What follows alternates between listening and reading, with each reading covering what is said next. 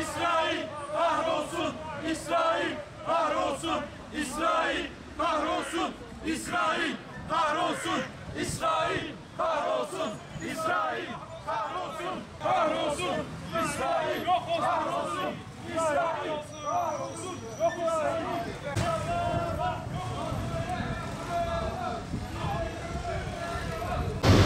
Bir program yapmışlardı. Oraya gittik. Daha sonra biz burada bugün 3.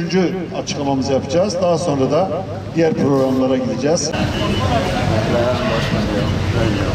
Kahramanlık yazan, kahramanlık destanı yazan K. Ahmet Yasin'in dava arkadaşları şu anda buradalar. Sivil toplumun en önemli isimlerinden, birbirinden kıymetli başkanlarımız aramızda. İnşallah bu manada sizleri de bu yürüyüşe mutlaka bekliyoruz. Evet. Şeyh Ahmet Yasin kabul etmiyor. Şunu kabul et bırakalım seni. Etmiyor. Şeyh Ahmet Yasin rahimahullah, Allah şehadetini kabul etsin. Şöyle diyor onlara. Ey Siyonistler, ey Yahudiler, bana bakın. Siz sadece şunu bana şart koşsanız yine kabul etmem. Sen çıktığında karpuz yemeyeceksin. Karpuz yemeyeceksin. Başka bir şey yok. Diyor ki bunu bile ben kabul etmiyorum. Çünkü biz sizi tanımıyoruz. Siz işgalcisiniz, katilsiniz. Bu topraklar bizimdir. Şeyh Ahmet Yasin'in torunları da, küçücük çocuklar da şu anda gördüğünüz gibi Yahudilere parmak sallayıp, o donanımlı askerlere parmak sallayıp sizler buranın sahipleri değilsiniz. Buradan kovulup defolup gideceksiniz. Burada Filistin halkının sesi olmak, Gazze'de savaşına yeter artık durun demek için toplanmış bulunmaktayız.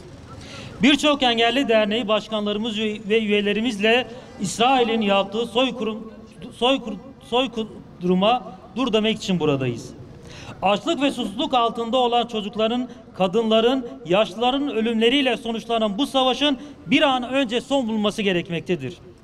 Bu soykırım karşısında batılı medyanın kör ve sağır oluşu suskunluğu olayı daha da vahamleştirmektedir. 1948 yılında kurulan İsrail'in Filistin topraklarındaki uluslararası hukuka aykırı eylemleri artık son bulmalıdır. Gözyaşı ve kan üzerine kurulan her şey yıkılmaya mahkumdur. Hiçbir hukuka uymayan bu katliamı destekleyen ABD ve diğer ülkelere diyoruz ki insanlığı öldürmeyin. Çünkü Gazze'de insanlık ölmektedir. Bu noktada bu zulme hayır diyoruz. Bizler dünyada yaşayan her insanın değerli olduğunu ve hiçbir insanın bombalarla, silahlarla ölümü hak ettiğine inanmıyoruz. Sayın Cumhurbaşkanımız İsrail zulmlerine 1 minute demişti.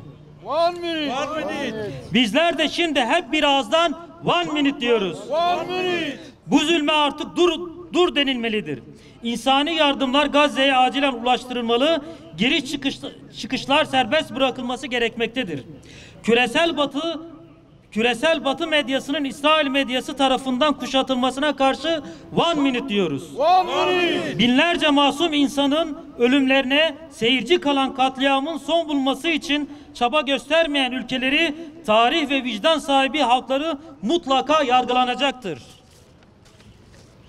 Bunun hesabı bu dünyada ve öbür dünyada çok ağır bir şekilde ödenecektir. Netanyahu, dünyanın gözleri önünde işgal ettiği Filistin topraklarında bir soykırım gerçekleştirmekte ve savaş suçu işlemektedir. Netanyahu yargılanmalıdır. ABD Başkanı Joe Biden ve bu soykırıma destek vererek savaş suçuna destek olan diğer ülkeler derhal desteklerini geri çekmeli ve savaşın durması için acilen adım atmalıdır. Topyekün abluka altına alınan Gazze'ye, açık cezaevine çevrilen Filistin'e özgürlük çağrısında bulunuyoruz. Bu savaşta 1949 Cenevre Sözleşmeleri de ihlal edilmiştir.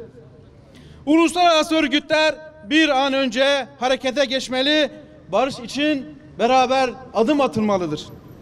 Yeryüzü tüm insanlığın ortak malıdır. Dini, ırkı, dili, rengi hiç fark etmeden tüm insanlık Filistin, Gazze'nin yanında olmalı ve Filistin devletinin kurulması için beraber mücadele etmelidir. Artık Batı medyası ikiyüzlülüğünü bırakmalı, İsrail'in soykırımı karşısında yapılan tüm gerçekleri olduğu gibi medyaya yansıtmalıdır. Biz bu açıklamayı yaparken değerli kardeşlerim, bombardımanların altında aç, susuz bir şekilde ölüme terk edilmiş Gazze'li kardeşlerimiz var. Bunları hiçbir vicdan kabul etmemeli ve etmiyoruz da. İsrail'in terörüne, insanlık suçu olan bu saldırılara yeter artık diyoruz. Teşekkürler.